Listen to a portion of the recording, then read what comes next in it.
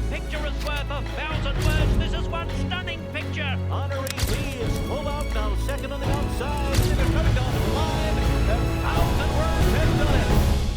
Hello everybody, Mike Welsch coming to you from Belmont Park with the first of our daily racing form Belmont Stakes workout reports brought to you by the good folks at Spendthrift Farm.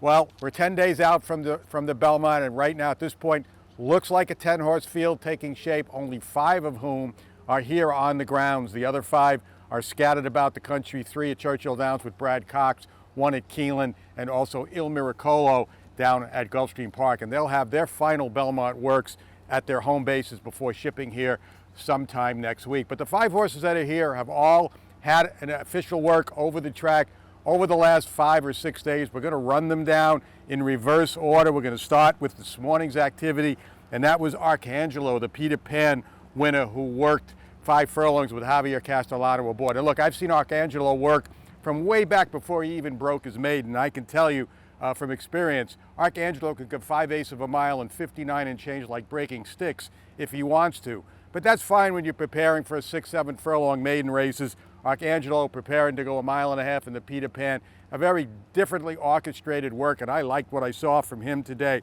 He went 5/8 of a mile in a very, very easy 1:03, and then picked up the pace as he galloped out. A stamina work this morning, and it went just perfectly. He won 6 furlongs in 15-4. I had him easing up a mile in 1:41-2, and he continued out another 1/8 of a mile. I actually took him 1.1 miles in 1:54-1. This horse has been progressing steadily as he's gotten more experience. His first 2 starts, tough trips both times.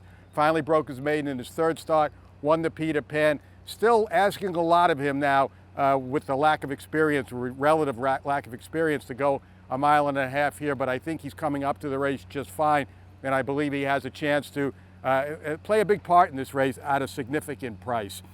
Yesterday, National Treasure, the Preakness winner, had his first local work and maybe first of 2 works for the Belmont. Johnny V was aboard, and it was a bit of an unusually orchestrated work, didn't kind of go as planned. He went the first 1/4 mile. He was very keen leaving the half-mile pole, which I think is a good sign considering he had a pretty grueling race just 9 days before. So he was eager to begin. He won an opening quarter in 23-3, and at that point, Johnny V decided he was going a little too fast. He is sort of in maintenance mode now coming out of that Preakness, so you don't want to go too fast this close to your next start. So Johnny V took a hold of him and maybe overcompensated, as he was quoted afterwards. Slowed National Treasure down under a big hold, 27-1 the final quarter. At that point, Johnny dropped his head, and National Treasure responded with a pretty solid gallop out. Went 1:03-1, eased up 6 furlongs in 1:16 flat. So not what you like to see that final quarter in 27-1, but under the circumstances, we'll give him a mulligan for that. I'm sure he's going to come back and work a more conventional, at least a half mile here sometime over the weekend or early next week. So we'll keep an eye on National Treasure, but I'm not going to be too concerned over what happened. It just was, again, Johnny V maybe overcompensating a little too much that final 1/4 mile. The day before, Red Route 1, who finished 4th in the Preakness, never could really overcome the relatively soft pace. He won a half mile here in 51, continued out 5/8 in 1:04-2, but it wasn't kind of the typical Steve Asmussen kind of maintenance half mile gallop outs. He was being asked to the wire and asked to go out 5/8. I didn't think he responded all that well, so a little disappointed with what I saw from Red Route 1, and I'm sure we're going to see him back again next Monday for one final breeze.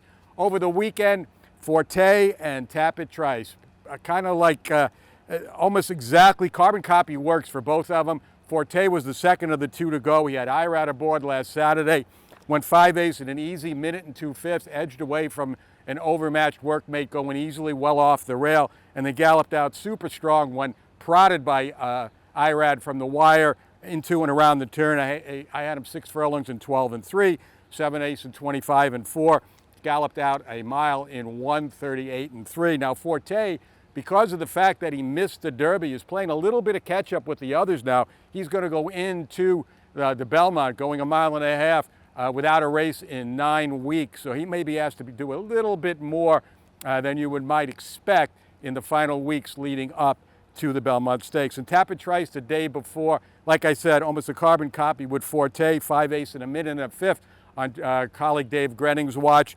Also edged away from a workmate going easily to the wire, and then galloped out 12-4, and like Forte, pulled up a mile in 1:38-3. Now he was a bit of a disappointment, undoubtedly, in the Derby. Got back a little further than trainer Todd Pletcher would have liked and never really made up the ground.